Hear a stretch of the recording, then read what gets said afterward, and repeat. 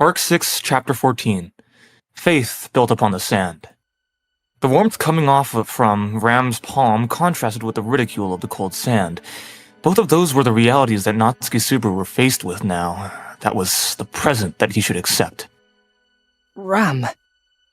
What? Your fingers sure do feel nice and smooth. It's as... BAH! Don't push your luck, you Barasu. Can you not use my name like it's some kind of insult? As payment for his careless comment, Subaru received a slap to the cheek and protested tearfully, but Ram, holding the lantern, didn't respond and instead quickly took a step away from him. Even though just a moment ago she had shown him a rare moment of kindness, now she was back to being cold. Though in truth, staying that way would have made things awkward and hard to speak, so this return to normalcy was probably for the best. This place is... a pitch-black void of unknown location. You remember how the landscape of the sand sea fractured and we were swallowed up, carriage and all, by the rift, don't you? I'd rather not have to explain more than that. No, that's enough. That gives me a pretty good idea. Good. Ram briefly outlined their current situation, and Subaru took a deep breath as he accepted the situation. He had returned by death, and his return point had already changed to something new. This made it 3 times that Subaru had met death in the sand dunes. 2 of those times had been above ground, most likely deaths caused by the light fired from the watchtower. But this 3rd time was completely different, a death underground at the hands of a monster. Just remembering how he had died a mere minute ago made Subaru tremble uncontrollably. I never thought I'd die like that. This time, Subaru had quite literally burned to death. He'd been thoroughly ravaged, scorched by a raging crimson flame, killed without understanding anything as he was engulfed and burned alive. The sensation of his entire body being licked by tongues of fire, his flesh not just burning but melting, was something that he could not forget. He'd known in theory that the human body was a mass of fat, but he hadn't realized it could melt so easily into goo. The burnt corpses looked so gruesome. He now understood perfectly well why that was. Barasu, have you calmed down yet? If you've settled down, we need to talk. Yeah, I'm okay. Is it just me and you here? If it weren't, Ram would have already left you behind and run for her own safety. The fact that I haven't should tell you enough, right? You're showing me your rare kindness? Part 2? That's an unforgivably rude thing to say to someone like me, who's the very embodiment of love and mercy. Anyway, we've got company while you're wasting your time on nonsense. Raising the lantern to her left, Subaru's right, Ram gestured in that direction, and sure enough, another light could be seen approaching from deeper in the hollow. The lantern, swinging at a height above theirs, was unmistakably the one owned by Anastasia, riding on Patrasche. Ram-san, Natsuki-kun, it seems that your discussion's over? Anastasia? Patrasche? Is that you? Anastasia, who was riding on Patrasche, spoke out the same greeting as she had before as she flashed him with a grin. And, to those words, Ram pinched the hem of her skirt like before and bowed. Thank you for your consideration, Anastasia-sama. May I ask, what's the situation in the surrounding area? I just checked all the way back, but I couldn't see anyone else. Only 3 of us are out here, and this girlie. I see. Keep your spirits up. Might not be much comfort, but still. Thank you for your concern. Yes, I shall do so.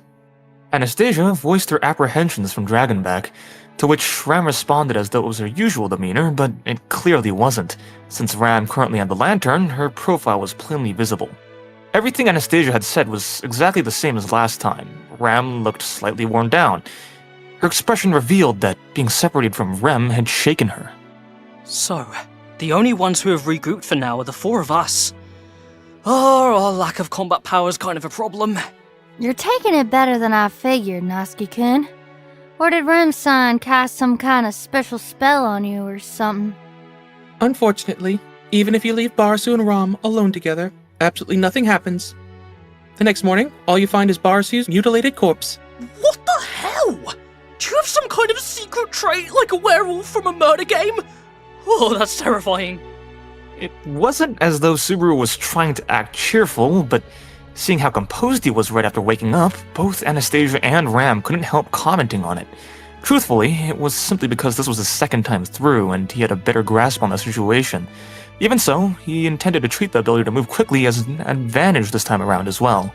Ram, just to make sure, you don't know where Rem is using your symphosasia, right? Right. It's no good. There's still a connection, so I know for sure that she's alive. But that's all. We can only hope she's not alone. If good or bad luck has anything to do with how someone lives their life, then Rem's absolutely in the clear. She's only ever done good. I believe she's safe. No question. If this theory were true, then the reason Subaru kept running into one awful situation after another, dying all the time, would be because of his own misdeeds. That wasn't something he was too keen to think about. On top of that, there was a heavy anxiety that Subaru could never confess to Ram or Anastasia. The fear that, with the update of his return by death point, something, or someone he wanted to save might have slipped through the cracks. Just like how he'd been able to bring back Ram, whose name had been eaten, even through return by death. If this new checkpoint had been set after something tragic happened to his separated companions... that can't happen. That's the one thing that can't happen. For those who weren't here, Amelia, Beatrice, Julius, Meili, and Rem, he prayed that nothing disastrous had happened to them, that wherever they were, beyond the reach of Natsuki Subaru's hands, they hadn't been harmed.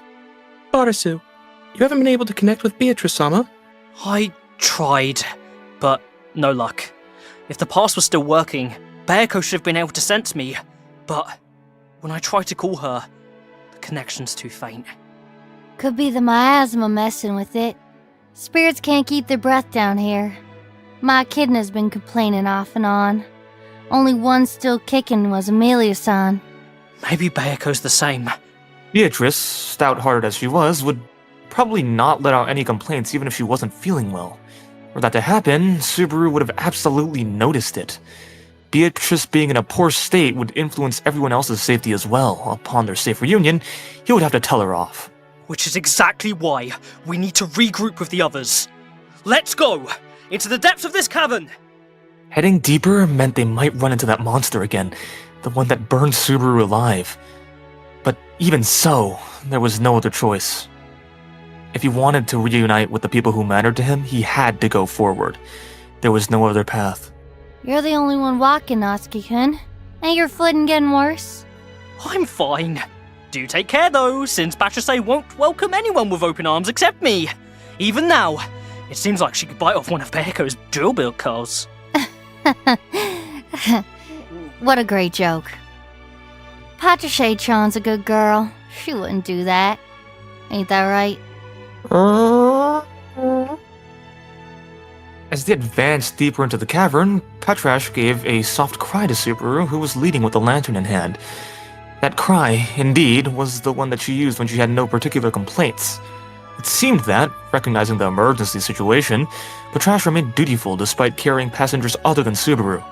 As expected of the most competent girl in the Amelia camp. With Ram and Anastasia riding on Patrasche, Subaru alone made his way on foot through the sand labyrinth. The arrangement was the same as before, and the four of them continued walking towards the depths of the cavern. Compared to the previous time, they may have set out a dozen or so minutes earlier, but given that they didn't know how long that monster had been in that place, the difference probably didn't mean much. Its lair's way over there. Maybe it's its feeding ground or its playground. He couldn't bring himself to firmly call it a feeding ground because of the number of charred corpses that had been in that space. The scorched corpse that Subaru had grabbed was likely the remains of some animal. Judging by its shape, probably the hind legs of a quadruped. But it had showed no signs of having been eaten, and there had been countless such burnt corpses scattered around that area. If the monster had simply used fire to prepare food, it might have been called a gourmet among beasts and earned some respect for its culinary culture. But if it just burned its prey and left the corpses to rot, then it would be more natural to assume that it was just a cruel creature who enjoyed watching its prey die in flames. And that place existed for that very purpose. It was a grotesque figure, armed with abnormal amounts of heat. Subaru also feared the witch beast itself, which existed with the form wrong for a living creature, at the same time as he recalled the moment he had burned to death. From what I could see, we should still be in the sand dunes round here. Or maybe underneath it. What do you think, Natsuki-kun? Natsuki-kun? Huh? Yeah, that's right. I think so too. Were you actually listening to the conversation? Giving half-hearted replies is rude, you know. Austin thought Subaru had nodded absentmindedly, only for Ram to immediately catch on. Panicking, Subaru quickly waved his hands and shook his head from side to side. No way! Of course I was listening! And on top of that, I was totally agreeing with you! 100%! The topic was, when you sleep, it's better to take off your underwear so your breast shape doesn't sag. Remember? Are you agreeing with that? How lewd. The one who brought up that topic to me is the lewd one here! Wait! That actually wasn't the topic! Was it? Subaru, in a state of disbelief, turned towards Anastasia for help. She gave him a wry smile and then spoke out saying, You shouldn't worry. Ram-san was messing about just now. I don't think it proper to speak like this in such a terrible situation. Right. Yeah, right. That scared me. I mean, it's not like Ram or Anastasia even have enough chest to worry about that they're shape sagging or anything. Sorry, Natsuki-kun. My hand slipped. Why was that in past tense and what? The lantern was pressed to the back of his neck, and the residual heat from the magic stone's glow seared his skin. In that instant, the sensation of being burned alive resurfaced, sending a chill down his spine. But he managed to avoid rolling across the cold sand, screaming and crying. Flat on his back in the sand, Subaru glared up at the two atop the dragon. Isn't it a cruel thing doing that all of a sudden? I would have liked at least a chance to explain. You can't go criticizing someone's physical traits to put them down. That kind of thing is only okay if it's self-deprecating. In Karagi, you lose people's trust and end up penniless. Right, Ram-san? Mind. Besides, rams are big enough that it balances out. There's no problem. Saying something like, "What a beautiful sibling bond of mutual compensation," would definitely earn him more disapproval, so Subaru wisely kept quiet. Grimacing at the faint sting on the back of his neck, Subaru stood up, brushed off the sand, and cleared his throat. Anyway, let's get to the point. We were saying this place might be underground, right? Oh, so you were listening? That's right. That's what I think. Air's heavier here than it is on the surface, and it's colder too. Underground beneath the sand dunes. Let's hope it's not a sand earthworm's burrow. Could be something even worse. Anastasia clutched her robe to emphasize the chill, and Ram agreed. Subaru nodded along while subtly mixing in actual knowledge. Of course, even if it was Earth sandworms with their current low combat lineup, fighting one off would be a nightmare. Even so, sand earthworms were still better as they somewhat had a strategy to deal with them. That other witch beast, the one Subaru had named Centaur for now, was a complete unknown. Having been instantly incinerated by it upon first encounter, he didn't know anything about its power or how to fight it. And if they clashed head-on like last time, Subaru was confident he'd die the exact same way. Realistically, not just sand earthworms. There's always a chance running to other witch beasts. Since we're in the dunes, we should probably go over some countermeasures. True.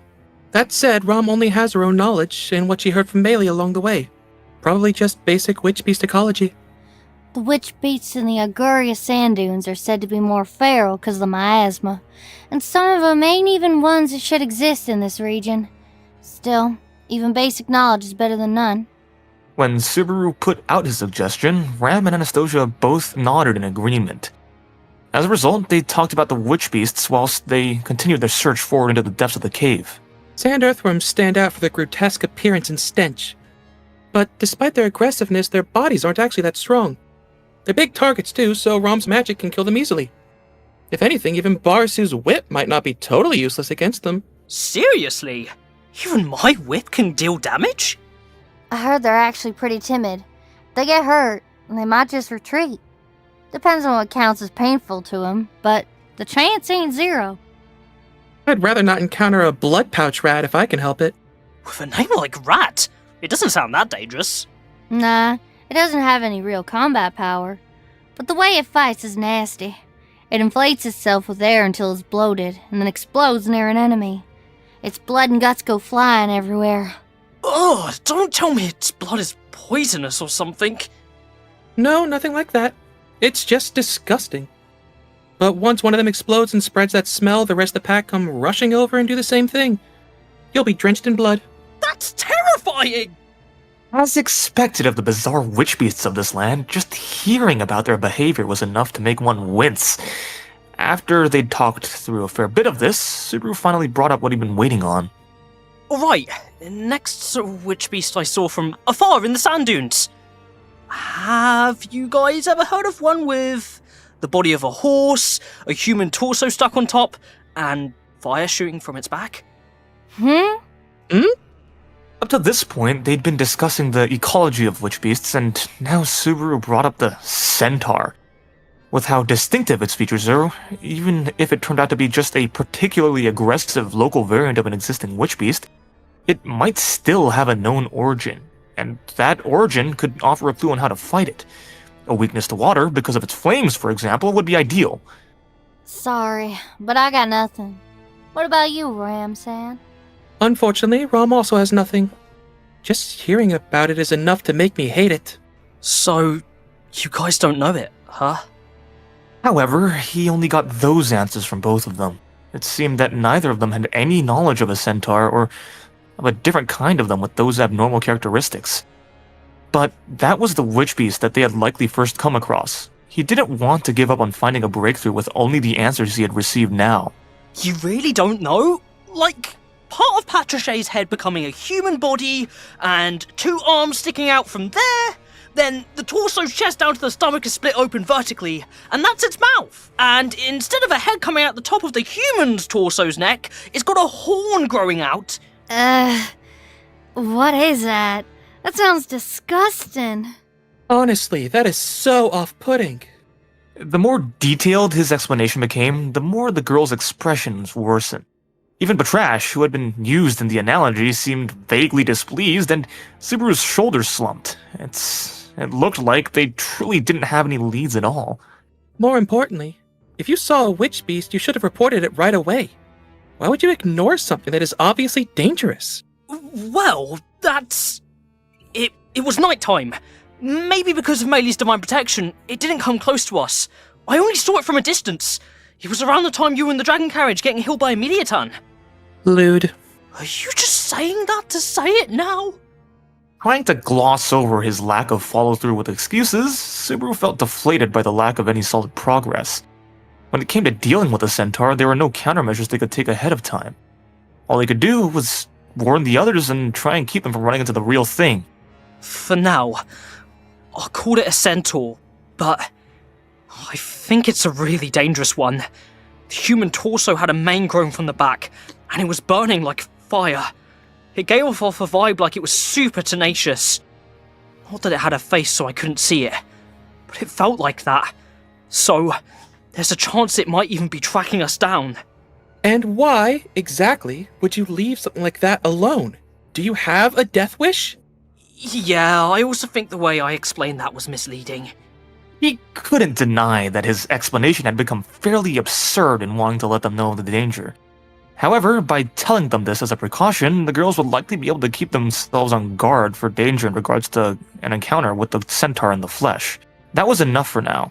Besides, countermeasures against the centaur weren't just limited to the cases where they ran into it directly. Subaru was already considering a more fundamental approach. That was... Natsuki-kun? Ramsan? Can you stop the chatter for a sec? Anastasia said, giving Patrasche the signal to stop. The smart ground dragon had already halted without being need to be told, and now lowered her head as if to confirm the command. Then, Anastasia raised the lantern in front of them and said, There's a fork in the road. And so, the first phase of not running into it was now directly before them. As before, a dread hung in the air at the fork, enough to make one grimace. And that dread came clearly flowing in from the right path. Left or right? Which way do you want to go? If we follow Kurapika's theory, Going to the right is the correct option. Who's that? As before, Subaru's knowledge was nothing but foreign in this other world. Subaru had already experienced it with this body, so his words were not unsubstantiated. In times like these, people tend to unconsciously pick the left side. Though various factors are at play like one's dominant hand or eye. Ethology has shown actual evidence of that, especially when there are no additional conditions attached. Ethology. What a smart word to come out of your mouth. However, are you ignoring the detestable feeling coming from the right path? Is this a condition? Whether it would be correct or not to take the right path, this time they had to take it. Having deemed so, Subaru would have to try and persuade the others with logic. However, he still felt a strong feeling of aversion to the horrible sensation that was wafting from the right path. If they could, both Ram and Anastasia did not want to take the right path. He could see that from the look in their eyes. Persuading them and making them take the right path was what Subaru had to do. He would not let them go towards their death so easily after getting an opportunity by returning by death. It's true there's a blatantly horrible atmosphere that's coming in from the right, but I think it's just a little too blatant. It's as if saying, don't come here, right? It's exactly like the mechanism to break through Sandtime, and the flower garden of the witch beast before the watchtower. They're far too intricate to be something that cropped up naturally. Don't you think so too? In other words, Natsuki-kun, you want to say that the Sandtime, the flower garden, and this cave are all, well, artificial? In contrast to Ram, who had sunk into silence, Anastasia followed what Subaru had been trying to say. Subaru snapped his fingers at hearing her response and voiced his agreement with, That's right! They've set a bunch of traps since they want to keep us away. Why haven't we come across a single witch beast in here in nearly an hour if this wasn't something artificial? We all seem to agree that this is part of the Auguria sand dunes, and though May's not here, we haven't encountered any witch beast lairs. That's unnatural. So, the place we are now is where someone's hand... No, where the sage's hand came into play. And we know that the sage's personality isn't very pleasant. Although it was an opinion which was half-coded in truth, Subaru admired that even if he spoke himself, it did not mean that he had not been able to sound persuasive. In fact, when he looked back on the journey through the Auguria sand dunes up until now, there had been many things said which would certainly be called traps that were there to impede the journey towards the watchtower. They could even be called trials. And it was a fact as well that they had not come across any witch beasts thus far in this cave. Of course, Subaru's thoughts were incorrect, as he knew that they would come across the centaur in the end. However, no, perhaps that centaur was the last guard. There was a chance that its presence was a mechanism that beckoned a last show of strength to those who came to enter the watchtower. In that case, he just had no way to express the malice in the choice of their guardian. However... There is certainly logic, even in Barasu's point. Huh? Seriously? Why are you acting so surprised? Is it strange? Subaru instinctively reacted with surprise at Ram's words, who had sunk into pensive silence. And after that, Anastasia, who had seen that response, gave a wry smile and lifted the pom-poms on her hat with both of her hands. To tell you the truth, I really don't want to go to the right. But now that you say that our opinions have been included to settle and pick in the left, I don't want to go with it anymore. That's an opinion that doesn't seem like you, who lives by your competitive spirit. You sure have been swept away. Are you saying even I'll do it if your opinion becomes approved? The wry smile on her face grew deeper, which, as a matter of fact, probably indicated that Echidna was unable to imitate the vital point that had been Anastasia's competitive spirit. This was a last resort for her, too. She should have a difficult time deciding whether or not to get on board with Subaru's point. So, what about you, Ram? It is as I said. I can understand Barasu's point too, considering how things went in the sand dunes up until here. We can just agree that apart from the sage's wicked disposition, there is the fact that those unable to reach the watchtower are subject to one harsh environment after the other. That is why it is obvious that someone is meddled. I sure don't agree with calling them natural things. So, although I don't fully agree with your point, Barasu, it does not mean that I don't agree with some parts of it. With that said, there is no hesitation in checking the right path. What do you mean? It's annoying for her to do what Natsuki-kun says, but she's gonna go along with it, is what she's saying. Anastasia politely interpreted what Ram had meant to say. In fact, it seemed like it was the correct interpretation, considering that Ram didn't correct any of it. In short, it meant that both Ram and Anastasia had accepted Subaru's cajolery. Alright! Excellent! Domo arigato! I won't make either of you regret it. I will take at least some share of the responsibility in my choice. Do not go trying to carry my share of the burden on your back as you please. Focus on your useless resourcefulness only on Rem. If you make me regret it, I'm gonna let you take responsibility for it. If that happens, we'll have to consult the abacus for how much it's gonna cost you. Don't you think? Both of you are so damn harsh! His delight was short-lived, and his speech, in which he had taken responsibility for the choice, was quickly assailed by the two of them. Although he did not know how serious Echidna's trace of Anastasia was, Echidna was putting in great efforts so that things would not end up in regret. Only that feeling was genuine. Plus, it's not like the challenges end with just their persuasion. Indeed, that was right. In the end, all Subaru had obtained was the right to mount a challenge. The challenge against the real hurdles would start from here on out. An overwhelmingly negative atmosphere flowed out as the fork in the road awaited their decision. They were going to take the right path, where the air lay thick and visible, ever worsening. If this was a trial that the sage had prepared, he wondered what they were thinking by choosing this to make this the path at its start. If they're waiting for us beyond this point, then let's give them the biggest surprise possible. I'm gonna slap their face and make them apologize over and over. And after that, I'm going to make them find Amelia and the others. Determining that, Subaru turned towards the right path and brandished his lantern there. And then, Ram gave a soft sigh behind Subaru's back. I agree with you, but there's still a chance that Amelia-sama, along with everyone else, will make it to the watchtower before us. Honestly, wasn't this a good spot to show off? Subaru, whose spirit was being strained even before the challenge began, voiced out his disgruntlement. After those exchanges, the three of them and their ground dragon, the group of four, went into the right path. He still had a bad feeling, even now. That feeling seemed to make even the sand underneath his feet feel different. Whilst tasting this discomfort, Subaru wiped the cold sweat that had trickled down his forehead and grinned at Patrasche. Come to think of it, I was one to decide which way to take without hearing your opinion.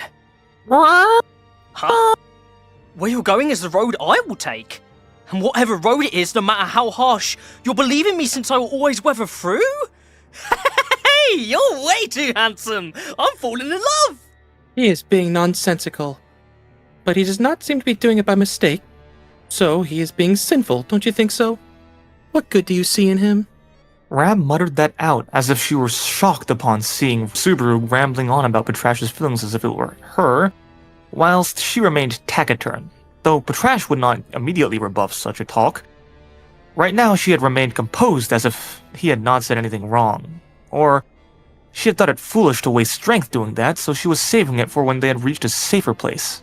One of the two, likely the latter. Even so, can you go easy on me, if possible? Was that a voice of denial just now?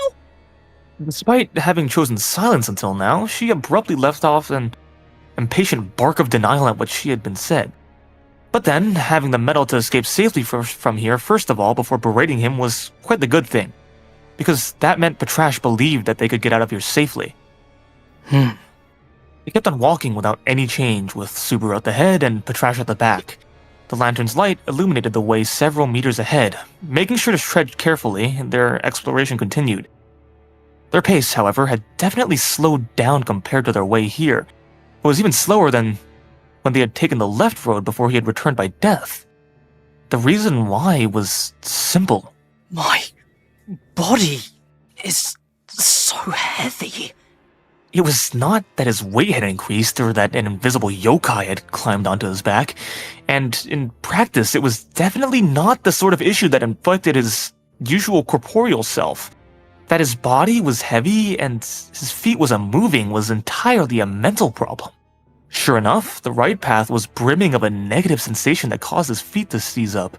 He had hoped that this was one of the sage's detestable triables, and that if they came out of the forked road, they would find a safe spot awaiting them ahead. Of those hopes, he did not hold a single one. But unfortunately, even though those hopes were fleeting and quickly turned, rather his negative thoughts, which felt like a curse, grew ever stronger. Gulping down some saliva, still keeping a silence, Subaru took a step forward to move his leaden feet from the sand. His feet were frozen in place. He would not move. Even if, in his heart, Subaru knew just how weak and fragile he was, he should not have felt like cowering in this passageway of sand where nothing had happened yet. Indeed, he felt no fear at heart, and even his head felt clear. Just his limbs did not try to move in line with that purpose. His flesh and body only were acting against his reason in the course of his soul. His body instinctually rejected it and tried to stop him from moving forward. It cost Subaru twice as much time, strength, and willpower to move forward, and even he could not help but feel tired. Idiot! Can I really whine this much? Violently shaking his head, Subaru tried to forget the feeling of tiredness that ladened his body. Choosing the right path had been no one but Subaru's decision. Even though it had been, he could not permit himself to try and whine, or such, before the two behind him did. Well, this walk sure may be a little difficult, but it's no big deal. Surprisingly, our goal may be getting closer. Arasu, What's up? shut up. Oh. His attempt at trying to drive away his whining with a show of bravado was shot down by Ram's curt toxicity. Their pace had fallen drastically, and their fear of the surroundings had also only increased. It seemed like probably even Ram was being taxed mentally. That her words were more toxic and brasher than usual was proof of that. Hey! I get what you're feeling, but I think I suck at walking in silence. Are you walking to enjoy yourself? Remember why we are doing this. Well, no, but Be silent and walk. An unapproachable, obstinate attitude. Of course, though Ram's opinion was correct, Subaru had a point as well. Right now, the weight of his body was pulling into sync with the weight on his mind. In other words, it had become a vicious cycle where the heavier his mood got, the heavier his body became. He had wanted to take their minds off it a bit so that things would not end up like that. Keeping on guard was important, as well as wanting to show some consideration, but he wanted to show them that they had understood that and took it on board. Rather, Ram especially should take it on board. She always showed consideration. Still, she might be really struggling. do you reckon we should move faster? Ram?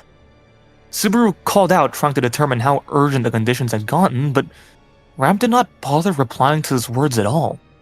The light from the two lanterns, one of which was illuminating the path ahead of Subaru, and the other which was illuminating the surroundings from Patrasche's neck, did not allow the particulars of Ram's expression to be seen. With her hood pulled over her head, Ram cast her eyes down to look at Anastasia's back.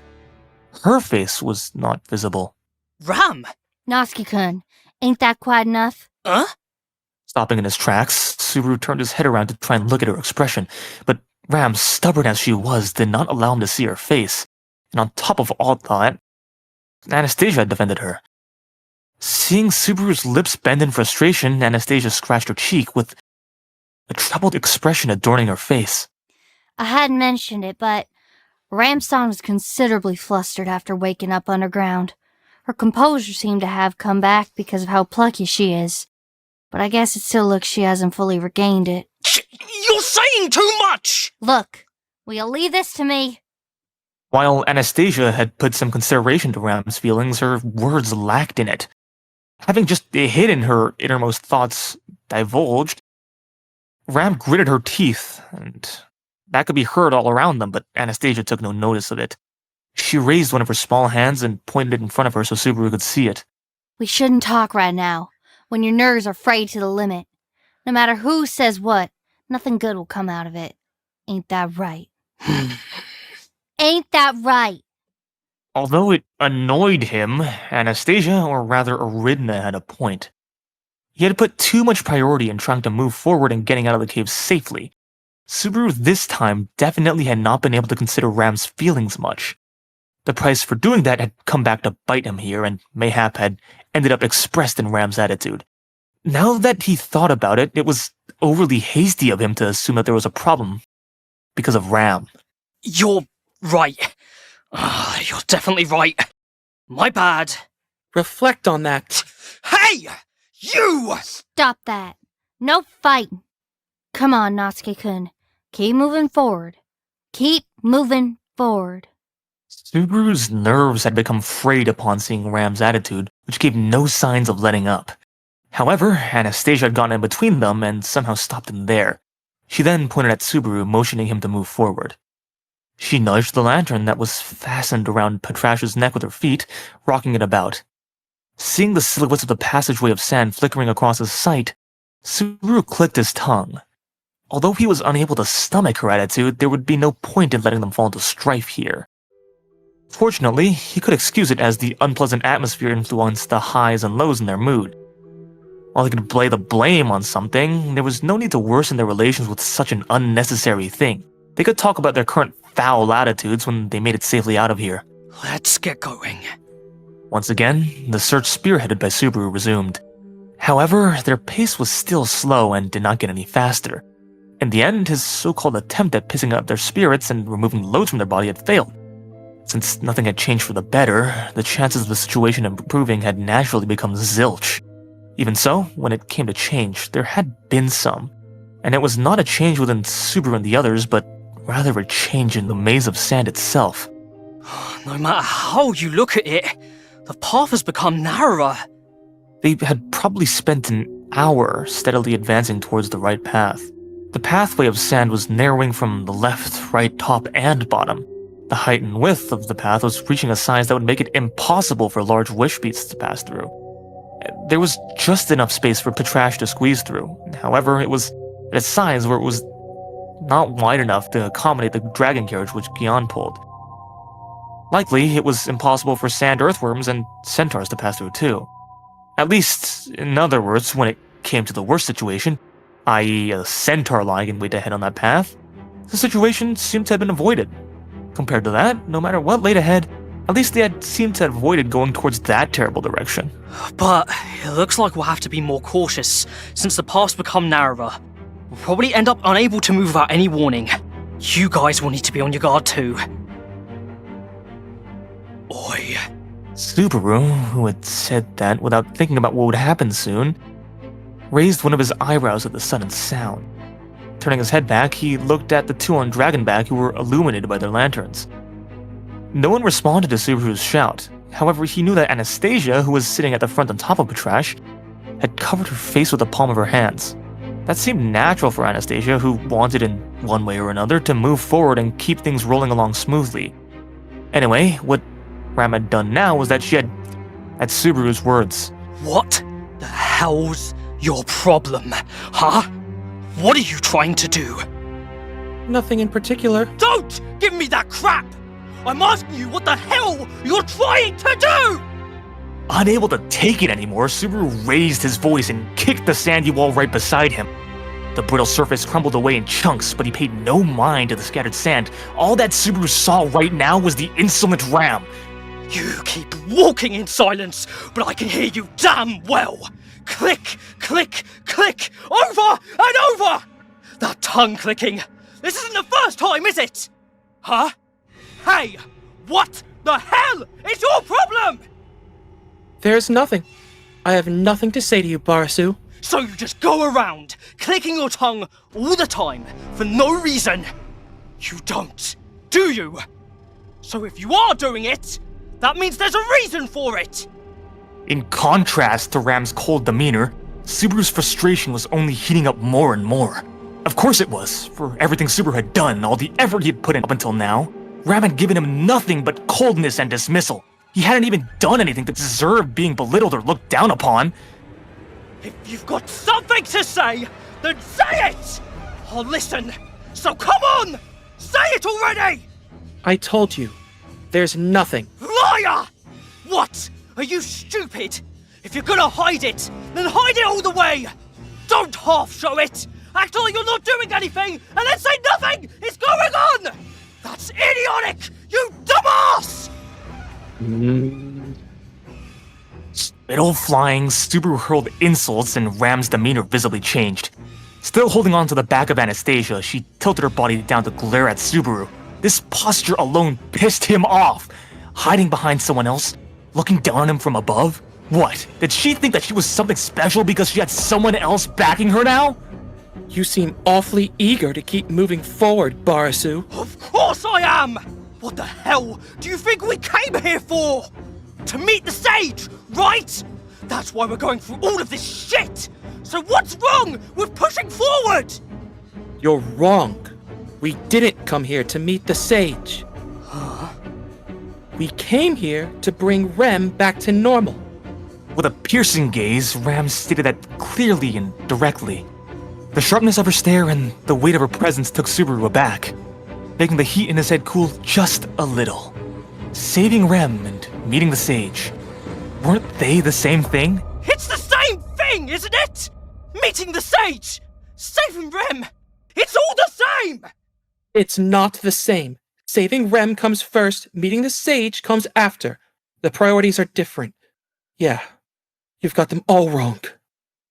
At the end of her sentence, Ram's voice trembled. The immense emotion she had packed into those words easily outweighed the complete lack of feeling she'd shown up until now. An inferno of rage. Beneath the cold sands of the underground, Ram went on, carrying the heat of that anger in her voice. Ram came here for Rem, to remember her little sister. And yet what are we doing now? Rem is not even here.